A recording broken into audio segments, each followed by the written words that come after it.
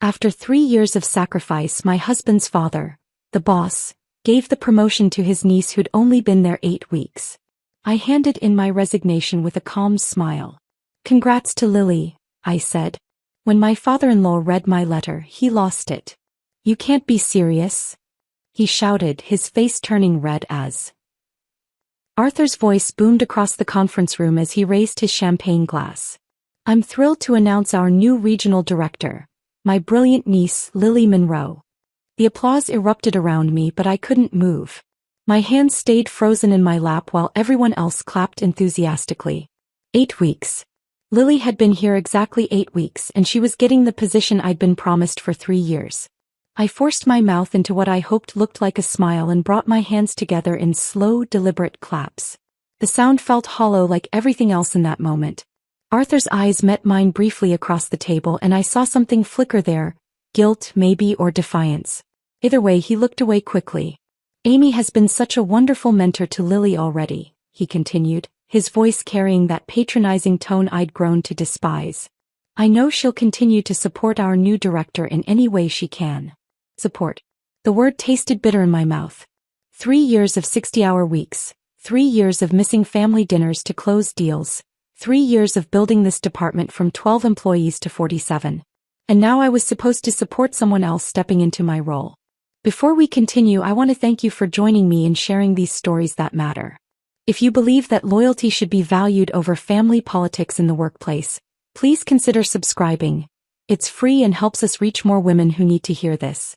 Now let's see how this unfolds. Lily stood up, her blonde hair perfectly styled, her designer suit crisp and expensive. She couldn't have been more than 28, fresh out of business school with her MBA and daddy's connections. "Thank you so much, Uncle Arthur. I'm really excited to learn from Amy's expertise as we transition into this new phase." Learn from my expertise. Transition. The corporate speak made my stomach churn. This wasn't a transition. This was a takeover. After the meeting dispersed, I walked back to my office on unsteady legs. My nameplate still read Amy Hayes, Senior Operations Manager, but it felt like a lie now. I'd been passed over and everyone in that room knew it. Some looked sympathetic, others avoided eye contact entirely. Margaret from accounting patted my shoulder as she walked by, whispering, "I'm so sorry, honey." I closed my office door and sat behind my desk, staring at the wall where I'd hung my Employee of the Year certificates. 3 of them, 1 for each year I'd been here. Fat lot of good they'd done me. My phone buzzed with a text from Joseph, my husband. "How did the announcement go?" "Finally official." I stared at the message for a long time before typing back, "We'll talk tonight." The rest of the day passed in a blur of forced normalcy. I answered emails, reviewed reports, attended meetings where people kept shooting me looks of pity mixed with embarrassment. By 5 o'clock, my jaw ached from maintaining that fake smile. Arthur appeared in my doorway just as I was packing up. "Amy, could I have a word?" "Of course." I gestured to the chair across from my desk, the same chair where he'd sat 3 months ago promising me this promotion was just a formality. He settled his large frame into the seat, his silver hair catching the overhead light. "I know today was difficult for you." "Was it?" I kept my voice level, professional. "Look, you're incredibly valuable to this company. Lily's going to need someone with your experience to help her get up to speed. I'm hoping you'll take on a senior advisory role too. Train her to do my job. Help her succeed in her new position," he corrected, but we both knew what he meant. I leaned back in my chair, studying this man who'd been my father-in-law for 8 years. I'd always respected Arthur, admired his business acumen, appreciated how he'd welcomed me into the family. But sitting there watching him try to spin this betrayal into some kind of opportunity, I felt something cold settle in my chest. "Arthur, can I ask you something?" "Of course." 3 months ago you told me this promotion was mine. You said I'd earned it, that no one deserved it more. What changed?" He shifted uncomfortably, his hands fidgeting with his wedding ring. "Business needs evolved. Lily brings fresh perspective, new ideas. 8 weeks of fresh perspective versus 3 years of proven results. Amy, you're taking this too personally." "Too personally?" I almost laughed. "This is my career we're talking about. My life. How else should I take it?" "Your family," he said as if that explained everything. Family looks out for each other. Lily needed this opportunity and frankly you're secure here. You don't need the promotion like she does. There was the real truth. I was family, which meant I was expected to sacrifice for the good of everyone else. I was supposed to be grateful for the scraps, content with being dependable Amy who'd always be there to clean up everyone else's messes. I see. I stood up, gathering my purse and jacket. Well, I should get home. Joseph's making dinner tonight. Arthur looked relieved at the change of subject. Give my son my love. And Amy? I really do appreciate your understanding about all this. I nodded and walked out, my heels clicking against the marble floor of the lobby. Understanding. That's what he called it when someone rolled over and accepted being stabbed in the back. The drive home felt endless. Traffic crawled along the highway, giving me too much time to think. I kept replaying Arthur's words, his casual dismissal of 3 years of my life.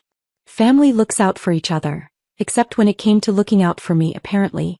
By the time I pulled into our driveway the sun was setting. Joseph's car was already there and I could see warm light glowing from our kitchen windows. Home had always been my sanctuary, the place where I could shed the corporate mask and just be myself. But tonight even that felt tainted. How could I face Joseph and tell him his father had just destroyed my career with a smile and a champagne toast? I sat in the car for another 5 minutes, watching our neighbors walk their dogs and water their gardens. Normal people living normal lives, unaware that my world had just shifted completely off its axis. Tomorrow I'd have to walk back into that office and pretend everything was fine. I'd have to train my replacement with grace and professionalism, all while my heart broke a little more each day. But tonight I just needed to sit in this car and feel the full weight of what had happened. Tomorrow I'd figure out what came next. Joseph had already set the table when I finally walked through the front door. The smell of his famous lasagna filled the kitchen, but for the first time in years I had no appetite. He took one look at my face and immediately pulled out a chair. Sit down. Tell me everything. So I did. I told him about the champagne toast, about Arthur's casual dismissal of my 3 years, about being expected to train my own replacement. Joseph's jaw tightened with each detail, his knuckles white as he gripped his wine glass. Dad actually said you were secure here so you didn't need the promotion? His voice carried a dangerous edge I rarely heard. Word for word. Joseph pushed back from the table, running his hands through his dark hair. I'm calling him right now. No.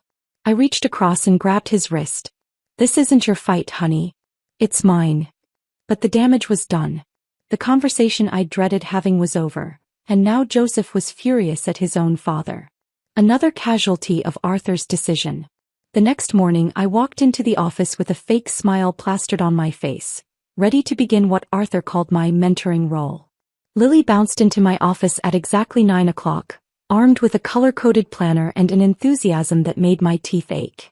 Amy, I'm so excited to learn from you. Uncle Arthur says you know this department better than anyone. I gestured to the chair across from my desk. Let's start with the Morrison account. They're our biggest client, and they've been with us since before you were born.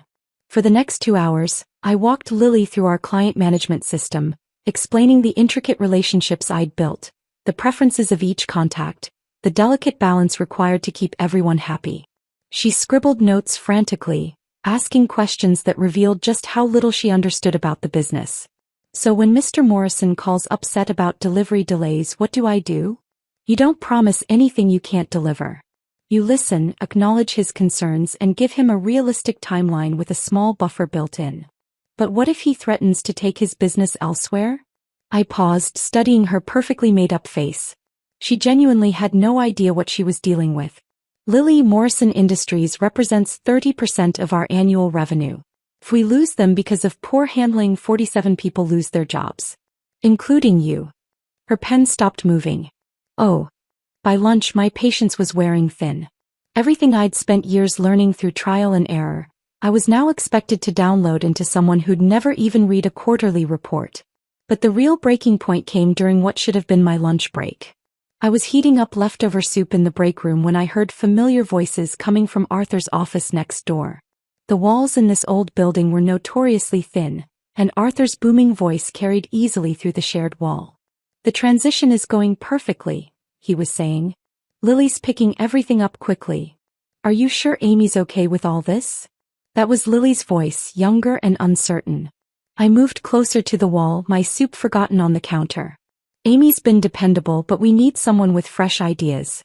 Lily's our future. Arthur's words hit me like ice water. She's good at following instructions, maintaining the status quo, but that's not what we need anymore. The company needs innovation energy. You bring that. But she seems so knowledgeable about everything. Some of the clients specifically ask for her. Arthur chuckled and the sound made my stomach turn. That's exactly the problem. Amy's become a crutch for our clients. They're too comfortable with her.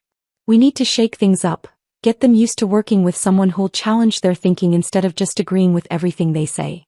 Challenge their thinking. I'd spent 3 years building relationships based on trust and reliability, and Arthur saw that as a weakness. My carefully cultivated client relationships weren't assets. They were obstacles to his vision of the future. What about her feelings? Lily pressed. She worked really hard for this promotion. Amy's family. She'll understand that sometimes we have to make decisions that serve the greater good. Besides, she's not going anywhere. Where else would she go at her age? She's 42, Lily. Companies want young talent, fresh perspectives. We're doing her a favor by keeping her on. At my age. 42 and apparently over the hill. I gripped the edge of the counter, my knuckles white, fighting the urge to march into that office and tell Arthur exactly what I thought of his greater good. I just feel bad, Lily continued. She's been so nice about training me and I can tell she's hurt. That's because you have a good heart. But business isn't about feelings. Amy will adapt. He always does. That's what makes her valuable. She's predictable, reliable. She'll do whatever we ask because she doesn't have any other choice. Predictable. Reliable. No other choice. I grabbed my soup and walked back to my office, my hands shaking with rage. Not the hot, explosive kind of anger, but the cold, calculating fury that settles in your bones and changes everything. For 3 years I'd believed I was building something meaningful. I'd thought my loyalty and dedication mattered. But I was just the hired help, keeping things running smoothly until the real leadership could take over. Arthur saw me as a placeholder, a babysitter for his clients until his precious niece was ready to take the reins. And the worst part?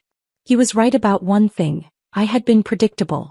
I'd absorbed every slight, swallowed every disappointment, smiled through every humiliation because I believed it would eventually pay off. But sitting in my office, staring at my Employee of the Year certificates while Arthur's words echoed in my head, I realized something had fundamentally shifted. I wasn't the same person who'd walked into this building that morning. The woman who'd spent 3 years proving her worth to people who would never see it was gone. That afternoon I continued training Lily with the same professional demeanor, but inside something new was taking shape. Every question she asked, every gap in her knowledge that I filled, every client relationship I explained in detail, I was documenting my own value. Not for Arthur's benefit but for my own clarity. When 5 o'clock came I packed up my things with deliberate calm. Tomorrow would bring new revelations, I was certain. But tonight I had some serious thinking to do about what came next. That evening I sat at my kitchen table with my laptop open and a cup of tea growing cold beside me. Joseph was working late, which gave me the quiet I needed to do what I'd been thinking about for 2 weeks. My fingers hovered over the keyboard for a long moment before I began typing. Dear Arthur, please accept this letter as my formal notice of resignation from my position as Senior Operations Manager at Alden Ventures. My last day of employment will be Friday, March 15th, providing the standard 2 weeks notice. I want to thank you for the opportunities I've had here over the past 3 years. I've learned a great deal and am grateful for the experience. I wish the company continued success in the future. Sincerely, Amy Hayes. Short. Professional. Final. I read it 3 times, each time feeling a strange sense of peace settle over me. There was no anger in those words, no accusations or emotional outbursts. Just a clean, dignified exit from a situation that had become impossible to bear. I printed the letter on our home printer, signed it with my favorite pen, and slipped it into a crisp white envelope. Then I closed the laptop and went to bed, sleeping better than I had in weeks. The next morning I dressed with extra care, my navy blue power suit, the one that always made me feel confident, paired with my grandmother's pearl earrings. If this was going to be a memorable day, I wanted to look the part. I arrived at the office early before most people and placed the envelope in the center of my desk. Then I went about my morning routine as if nothing had changed. I answered emails, reviewed reports, and even helped Tom from accounting fix a spreadsheet formula. At exactly 10 o'clock, I picked up the envelope and walked to Arthur's office. His secretary, Marie, looked up with her usual warm smile. "Good morning, Amy. He's just finishing up a call. No rush. I'll wait." Marie had been Arthur's secretary for 15 years and she'd always been kind to me. I wondered if she'd miss our brief morning chats about her grandchildren and my weekend plans. Probably not. Secretaries saw people come and go all the time. Arthur's door opened and he emerged looking harried, his phone still pressed to his ear. He waved me in while continuing his conversation about quarterly projections. I sat in the familiar chair across from his desk and waited.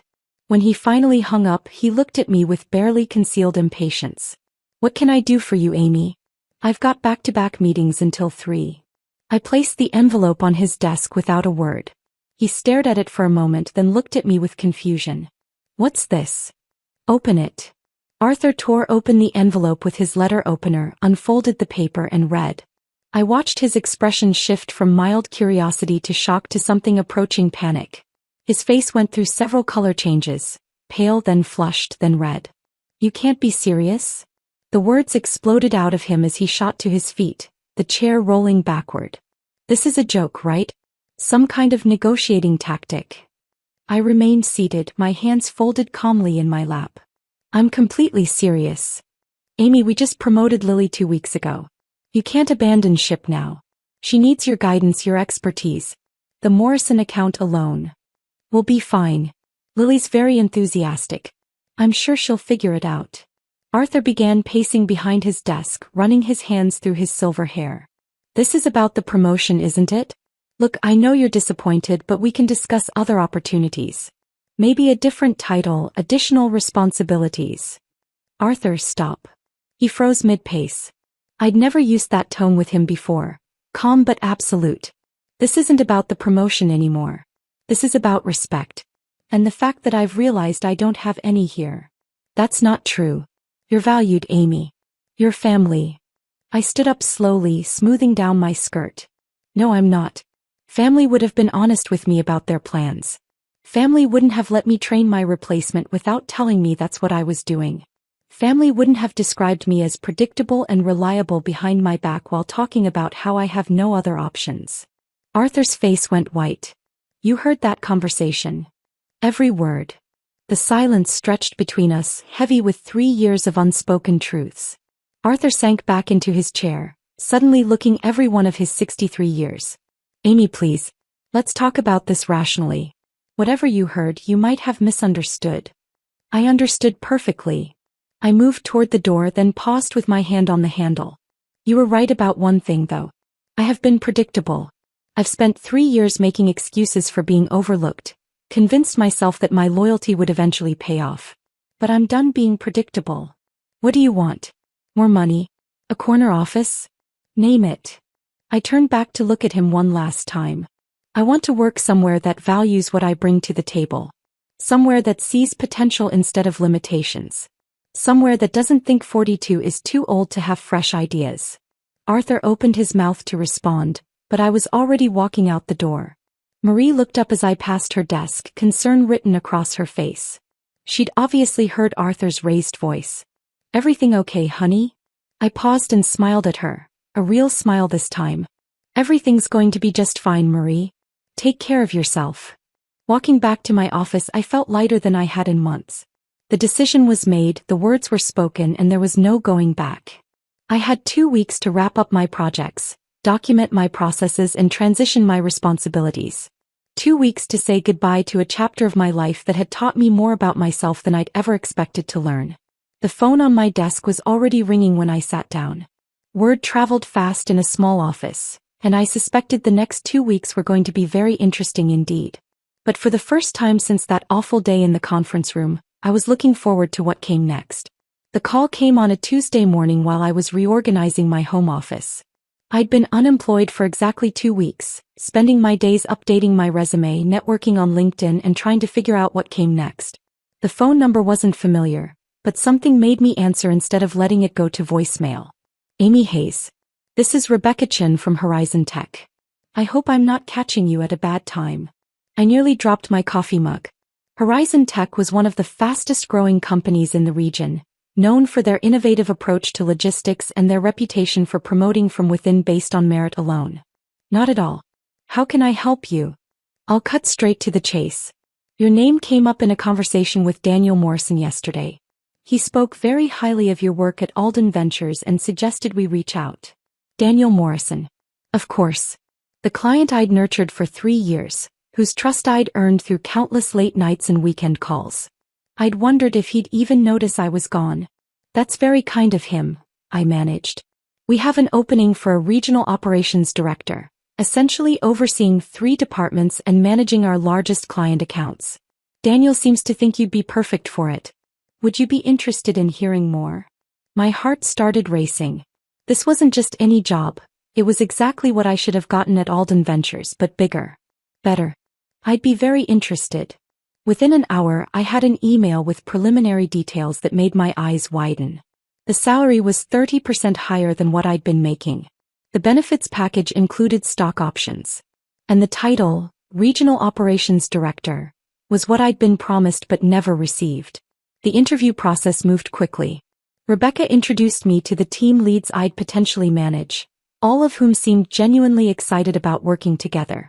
The company culture was refreshingly direct. No hidden agendas or family politics, just clear expectations and transparent communication. During my final interview with the CEO Marcus Williams, he asked me something that caught me off guard. Why did you leave Alden Ventures? Daniel mentioned you'd been there for several years. I'd practiced answering this question, but sitting across from Marcus, a man known for building his company on merit rather than connections, I decided on honesty. I reached a ceiling that had nothing to do with my performance or potential. Sometimes you realize that loyalty without respect is just servitude. Marcus nodded slowly. We don't believe in ceilings here, Amy. We believe in earned advancement and mutual respect. Does that sound like something you could work with? It sounds like everything I've been looking for. 3 days later, Rebecca called with an offer that exceeded even my best-case scenario. As I read through the contract, I felt something I hadn't experienced in years. Genuine excitement about going to work. My first day at Horizon Tech felt like stepping into a different universe. The building was modern and bright with open collaborative spaces and technology that actually worked. But more importantly, from the moment I walked in, I felt welcomed as a valued team member rather than tolerated as a necessary burden. My direct report, Sarah Martinez, had been running operations temporarily and could have resented my arrival. Instead, she greeted me with a comprehensive briefing on current projects and a genuine enthusiasm for collaboration. I've been looking forward to this, she said as we reviewed the quarterly projections. Rebecca told me about your experience with large-scale client management. We've been struggling with the Anderson Group account and frankly we could use your expertise. Expertise. Not dependability or reliability, expertise. The difference was profound. Within my first week I was leading strategy meetings and making decisions that had immediate impact. When I suggested restructuring our client communication protocols based on lessons learned at Alden Ventures, Marcus not only listened but asked me to present the proposal to the board. You've been doing this for 3 years? He asked after my presentation. And your previous employer never promoted you to director level? Apparently I was too predictable for leadership. Marcus laughed, not at me but at the absurdity of it. Their loss is our gain. Predictability in results is exactly what we want in leadership. The Anderson Group meeting was my first major test. They'd been threatening to leave Horizon Tech for months, frustrated with communication breakdowns and missed deadlines. I spent 2 days preparing, drawing on every client relationship skill I'd developed over the years. The meeting lasted 3 hours. By the end, not only had we retained their business, but they'd agreed to expand their contract by 40%. How did you do that? Sarah asked as we walked back to the office. I listened to what they actually needed instead of what I thought they should want. Then I showed them exactly how we could deliver it. Word of the Anderson success spread quickly through the company. Suddenly, other department heads were asking for my input on their client relationships. Marcus started including me in executive strategy sessions. You know, he said after one particularly productive meeting, I'm starting to think we undervalued this position when we created it. Would you be interested in discussing expanded responsibilities? Expanded responsibilities. At Alden Ventures, that phrase had always meant more work for the same recognition. Here it felt like genuine opportunity. By the end of my first month, I was managing not just operations but also heading up a new client retention initiative. My team had grown from 12 people to 18, and our department's performance metrics were the highest they'd been in 2 years. Every morning when I walked into Horizon Tech, I was reminded of what it felt like to work somewhere that valued contribution over connections. My ideas weren't just heard, they were implemented. My experience wasn't just acknowledged, it was leveraged for company growth. The contrast with my old job was striking. At Alden Ventures, I'd spent 3 years trying to prove my worth to people who had already decided I was dispensable. At Horizon Tech, my worth was assumed, and the focus was on how to maximize my contribution to our collective success. For the first time in my professional life, I understood what it meant to work at a company that truly valued merit over politics. 3 months into my new position at Horizon Tech, the industry gossip started reaching me through unexpected channels. At a quarterly networking event, I bumped into Janet Mills from Pacific Financial, one of Alden Ventures' smaller clients. "Amy, I heard you moved to Horizon Tech. Good for you." Her tone carried something more than casual congratulations. "Things have been interesting since you left." I kept my expression neutral. "Oh. Well, let's just say our new contact at Alden Ventures isn't quite as responsive as you were. 3 weeks to return a call? That never happened when you were handling our account." Before I could respond, she was pulled away by another colleague, but her words stuck with me. 3 weeks to return a call. I'd always prided myself on same-day responses. The next piece of information came from an even more unexpected source. Daniel Morrison called me directly at Horizon Tech 2 weeks later. "Amy, I hope you don't mind me reaching out. I have a professional question, but I also wanted to give you a heads up about something." "Of course, Daniel. What's going on?" "We're probably going to be ending our relationship with Alden Ventures at the end of this quarter." My stomach dropped. Morrison Industries was Alden Ventures' largest client. Losing them would be devastating. "I'm sorry to hear that. May I ask what happened?" Daniel sighed heavily. "Remember how we used to have those monthly strategy calls, where you'd walk me through the quarterly projections and we'd adjust our approach based on market changes?" "Of course. Well, your replacement, Lily, I think, she missed our last 2 scheduled calls entirely. When she finally called back, she couldn't answer basic questions about our account status. She kept saying she'd get back to me with information, but those follow-ups never came." I closed my eyes, imagining Arthur's reaction when he learned about Morrison's decision. The final straw was last week. "We had a delivery crisis. Remember how you used to handle those? Drop everything, coordinate with logistics, keep us updated every hour until it was resolved." "I remember. Lily told us to file a complaint through the proper channels and she'd look into it when she had time." "Amy, we're talking about a $2 million shipment that was sitting in the wrong warehouse. She treated it like a paperwork issue." I felt a mix of emotions I couldn't quite untangle. Satisfaction that my value was being proven, but also genuine sadness for the company I'd once cared about so deeply. "I'm sorry it came to that, Daniel. I know Arthur valued your partnership." "That's the thing, I don't think he did. When I called to speak with him directly about our concerns, he basically told me that Lily represented the new direction of the company, and if we couldn't adapt to their new approach, maybe we weren't the right fit anymore." My jaw dropped. Arthur had essentially invited his biggest client to leave rather than acknowledge that promoting Lily had been a mistake. "Anyway," Daniel continued, "I wanted you to know that our decision has nothing to do with any animosity toward Alden Ventures as a whole. It's purely about service quality. And Amy, the recommendation I gave Horizon Tech about hiring you? Best business advice I've given in years." After we hung up, I sat in my office processing what I'd learned. Losing Morrison Industries would force Alden Ventures to lay off at least 15 people. These weren't abstract business consequences. These were real people I'd worked alongside for 3 years. My assistant knocked on my door. "Amy, Rebecca Chin would like to see you when you have a moment." I found Rebecca in her office with a stack of industry reports spread across her desk. "Sit down, Amy. I've been hearing some interesting things about your former employer." My heart sank. Had word gotten back to Horizon Tech about Alden Ventures' problems? Was this somehow going to reflect poorly on me? The Morrison account was a nice win for us, she continued, but apparently they're not the only Alden Ventures client looking for alternatives. We've had 3 companies reach out this week asking about our services. All of them specifically mentioned your name. Relief flooded through me. Really? Seems like you left quite an impression during your time there. The question is, how do you want to handle this? These could be significant opportunities for Horizon Tech, but I want to make sure we're approaching this ethically. I appreciated Rebecca's consideration. I think as long as we're responding to genuine inquiries rather than actively poaching clients, we're on solid ground. These companies have legitimate service concerns that we can address. My thoughts exactly. Would you be comfortable leading the presentations for these potential new accounts? Absolutely. Over the next month, Horizon Tech signed 4 new clients, all former Alden Ventures accounts. Each presentation followed the same pattern. Companies frustrated with declining service quality, missed deadlines, and poor communication. I found myself defending the Alden Ventures team even as I pitched our services. They're going through a transition period, I'd explained diplomatically.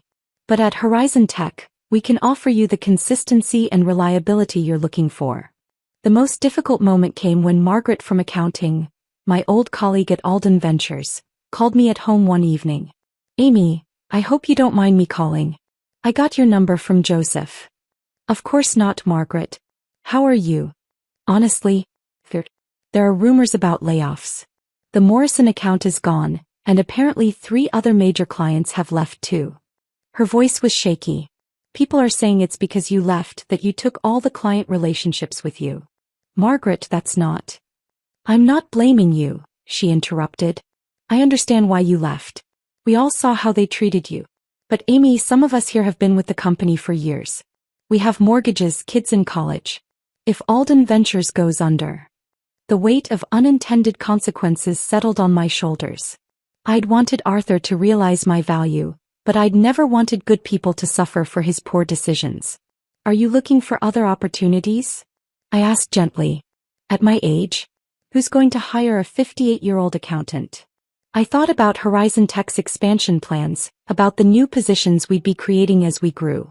Margaret, can I give Rebecca Chin your contact information? We're going to need experienced financial support as we take on these new accounts. The relief in her voice was audible. Amy, you do that. You're good at what you do. That should matter more than politics or age. After I hung up, I realized something had shifted in how I viewed the situation. This wasn't about Alden Ventures' decline anymore. It was about people finding places where their contributions were valued. Some of my former colleagues would land on their feet, possibly in better situations than before. But Arthur's lesson was becoming clear to everyone in the industry. When you prioritize connections over competence, you don't just lose good employees, you lose the foundation that keeps a business stable. 6 months after Margaret joined our team at Horizon Tech, I received an invitation that stopped me cold. It was embossed cardstock, formal and elegant. Arthur Alden requests the pleasure of your company at the Alden Ventures Annual Awards Dinner. I stared at the invitation for a long moment, wondering what game Arthur was playing now. Joseph found me in the kitchen that evening, turning the card over in my hands. You're not seriously considering going, he said, reading over my shoulder. Actually, I think I am. He looked at me as if I'd suggested swimming with sharks. Amy, why would you put yourself through that? Because I'm not the same person who left that company in tears. I want to see who I've become. The dinner was held at the Grand Ballroom downtown, the same venue where I'd attended these events for 3 years running. But walking in that night, everything felt different. I wore a new dress, emerald green silk that made me feel confident and powerful. More importantly, I carried myself differently. Rebecca had insisted on coming with me. Moral support, she'd said, though I suspected she was also curious about the company that had been foolish enough to let me go. The cocktail hour was awkward as I'd expected. Former colleagues approached with careful smiles and cautious conversation. Some seemed genuinely happy to see me thriving, while others appeared uncomfortable, as if my success somehow reflected poorly on their decision to stay. Tom from accounting cornered me near the bar. Amy, we all miss you. Things haven't been the same since you left. How is everyone adjusting? I asked diplomatically. Well, Margaret landing that position at Horizon Tech was great for her. And honestly, it's inspired some of us to start looking around too. Sometimes you don't realize you're settling until you see someone else refuse to. Before I could respond, the lights dimmed and Arthur took the stage. He looked older than I remembered, his silver hair thinner, his face more lined. The confident business leader I'd once respected seemed diminished somehow. "Welcome everyone to what has been a challenging but educational year for Alden Ventures," he began. "We've learned valuable lessons about adaptation, about the importance of strong leadership, and about recognizing talent wherever it may be found."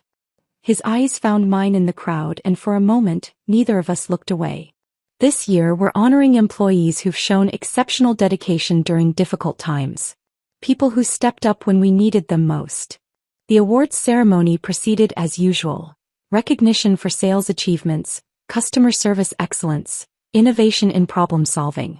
But something felt forced about the whole production, as if Arthur was trying to recreate past success through sheer willpower. Then came the surprise. "Our final award tonight is new," Arthur announced. "The excellence in leadership recognition goes to someone who may no longer be with our company, but whose impact continues to shape how we do business." My stomach dropped. "Amy Hayes, would you please come to the stage?" The room erupted in applause, but I remained frozen in my seat. Rebecca nudged me gently. "Go on. This is your moment." Walking to that stage felt like the longest journey of my life. Arthur met me halfway, extending a crystal award that caught the ballroom lights. "Amy, your dedication to excellence and your commitment to our clients set a standard that continues to inspire our team. While we're sorry to see you've moved on to new opportunities, we want to acknowledge the foundation you built here." I took the microphone, looking out at faces I'd worked alongside for 3 years. Some were smiling, others looked uncomfortable, and a few, like Lily sitting at Arthur's family table, appeared downright mortified. "Thank you," I began, my voice steady despite my racing heart. "Working at Alden Ventures taught me valuable lessons about business, about relationships, and most importantly, about knowing your own worth." I paused, letting that sink in. "I've learned that loyalty is important, but it should never be one-sided. That hard work matters, but only when it's recognized and valued. And that sometimes, the best thing you can do for yourself and for your career is to walk away from situations that no longer serve your growth." The applause was more scattered this time, uncertain. "I'm grateful for my time here because it led me to where I am now, at a company that values merit over politics, where ideas are heard regardless of who suggests them, and where potential isn't limited by artificial ceilings." I handed the microphone back to Arthur, whose smile had become notably strained. "Thank you again for this recognition. And to my former colleagues, remember that you have more power than you think. Use it wisely." As I walked back to my table, the silence was deafening. Then Margaret started clapping, followed by Tom, then others throughout the room. Not everyone joined in, but enough did to make the message clear. After the dinner, Arthur approached our table as Rebecca and I were preparing to leave. "Amy, could I have a word?" Rebecca excused herself diplomatically, leaving Arthur and me alone for the first time since my resignation. "That was quite a speech," he said, his tone unreadable. "It was honest. I suppose I deserved that." He looked tired, defeated in a way I'd never seen before. "You know, we're restructuring the leadership team. If you ever wanted to come back." "Arthur, stop." I stood up, meeting his eyes directly. 6 months ago I might have been interested in proving something to you. Tonight, I realized I don't need to prove anything to anyone except myself. The company is struggling without you. The company is struggling because you made decisions based on family loyalty instead of business sense. That's not my problem to solve anymore." I picked up my purse and the crystal award, which felt surprisingly heavy in my hands. "I hope things work out for Alden Ventures. I really do. But my chapter there is closed." Walking out of that ballroom, I felt a sense of completion I hadn't expected. The scared, overlooked woman who'd once desperately wanted Arthur's approval was gone. In her place stood someone who knew her value and wasn't afraid to demand it be recognized. Rebecca linked her arm through mine as we reached the parking garage. "So, how does it feel to have the last word?" I smiled, genuinely happy for the first time all evening. Like freedom. The drive home was quiet, both of us processing the evening's events. When I finally walked through my front door, Joseph was waiting with a cup of tea and a questioning look. "How was it?" "Perfect," I said and meant it. It was absolutely perfect. That night, I placed the Crystal Award on my bookshelf next to a photo from my first day at Horizon Tech. Two symbols of the same journey. One representing where I'd been, the other showing where I was going. The woman in that photo was confident, valued, and unafraid to take up space in the world. She was everything I'd always had the potential to be, just waiting for the right moment to emerge. Sometimes the best revenge isn't revenge at all. It's simply becoming the person you were always meant to be. If this story of workplace triumph had you on the edge of your seat, hit that like button right now. My favorite part was when Amy gave that powerful speech at the awards dinner, showing Arthur exactly what he lost. What was your favorite moment? Drop it in the comments below. Don't miss more empowering stories like this. Subscribe and hit that notification bell so you never miss an upload.